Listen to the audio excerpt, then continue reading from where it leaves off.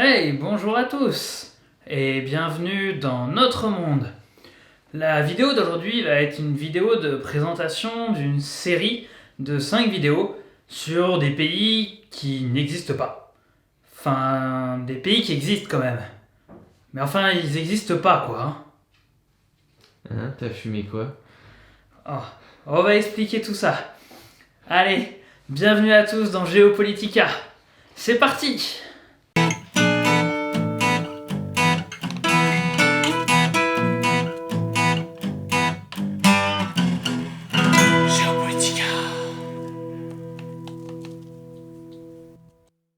Du coup, tu vas nous parler de pays qui existent, qui n'existent pas. Je suis un peu paumé là. Parler des deux, c'est-à-dire que c'est des pays qui à la fois existent, mais en même temps, ils n'existent pas quoi. Alors, je t'ai dit qu'il fallait arrêter la fumette, mais c'est fumette et alcool combiné là, parce que là, je comprends rien du tout. Après, c'est toi aussi qui me propose toujours des apéros, hein. Peut-être pas s'étonner, hein. Toujours facile, hein. Bon, allez, soyons quand même un petit peu plus sérieux. Et je vais m'expliquer. Donc en fait, on va parler de 5 pays qui dans les faits existent, c'est-à-dire d'un point de vue institutionnel, d'un point de vue territorial, c'est réellement un pays, mais qui ne sont pas reconnus internationalement. Attends, ça veut dire que aucun des autres pays ne les reconnaît comme État indépendant? Mais pourquoi? Et alors, pas tout à fait. Il se peut que certains pays les reconnaissent, mais en tout cas, tous les pays du monde ne les reconnaissent pas. Et en tout cas, les instances internationales telles que l'ONU, le FMI ou la FIFA ne les reconnaissent pas. Bon, il y a plein de raisons qui peuvent expliquer pourquoi on ne reconnaît pas ces pays. Et ça, j'irai vraiment les étudier au cas par cas, puisque c'est vraiment différent en fonction de chaque pays qu'on va présenter. Avant de commencer à vous lister les 5 pays dont on va parler dans cette série, je vais d'abord commencer par vous préciser ce qu'est réellement un pays. D'ailleurs, Seb, pour toi, dans le monde, il y a combien de pays?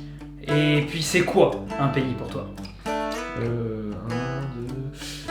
Pour le nombre, je dirais environ 200, mais c'est au pif, faut mettre. Pour la définition, par contre, c'est un peu plus dur. Je dirais que c'est un territoire délimité qui partage une culture et une histoire. C'est bien ça? Merci pour ta contribution déjà, et franchement, c'est pas mal. T'es plutôt dans le bon. Moi, je rajouterais 2 notions importantes qui définissent un État. D'ailleurs, un pays. C'est d'ailleurs la confusion que je viens de faire. C'est que un pays, généralement, c'est administré par un État. Donc, ça a son armée, ça a ses lois, ça a sa propre monnaie. Et l'autre composante qui fait qu'aujourd'hui je fais cette série de vidéos, c'est aussi la reconnaissance. Un pays, pour exister, il a besoin d'être reconnu internationalement, et notamment par l'ONU, l'Organisation des Nations Unies. Au niveau du nombre de pays dans le monde, c'est pas facile à définir, puisque en fonction du pays où on se trouve, on reconnaît pas le même nombre de pays. Donc qu'on soit la Chine, la France ou les États-Unis, il n'y a pas le même nombre de pays dans le monde. Bon, de manière générale, on prend quand même comme référence le nombre de pays reconnus par l'ONU, l'Organisation des Nations Unies, qui s'élève aujourd'hui à 197 pays. Bon, il faut savoir que pour être reconnu en tant que pays par l'ONU, il faut être d'abord reconnu par les 5 membres permanents du Conseil de sécurité. Donc, ce sont les 5 pays qui ont gagné la Seconde Guerre mondiale, à savoir la Chine, la Russie, la France, le Royaume-Uni et les États-Unis. Et comme vous pouvez vous en douter, il y a certains pays dans ces 5 pays qui ne reconnaissent pas d'autres pays. Par exemple, on peut citer la Chine qui ne reconnaît pas Taïwan. Donc, l'enjeu de ces vidéos et de cette série de 5 vidéos, c'est essayer de comprendre quels sont les enjeux politiques de ces pays non reconnus par l'ONU et qu'est-ce qu'elles peuvent nous dire sur les relations internationales.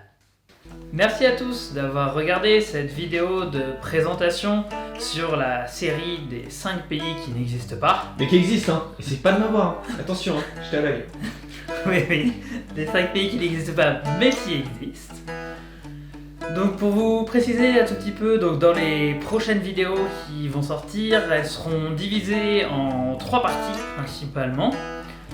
Tout d'abord la géographie des pays, à savoir la population, nombre d'habitants, nombre de kilomètres carrés. L'histoire moderne du pays, principalement le 20e et 21e siècle. Et enfin, la géopolitique du pays et les impacts géopolitiques de ces pays. Merci à tous, ciao! Une petite hésitation.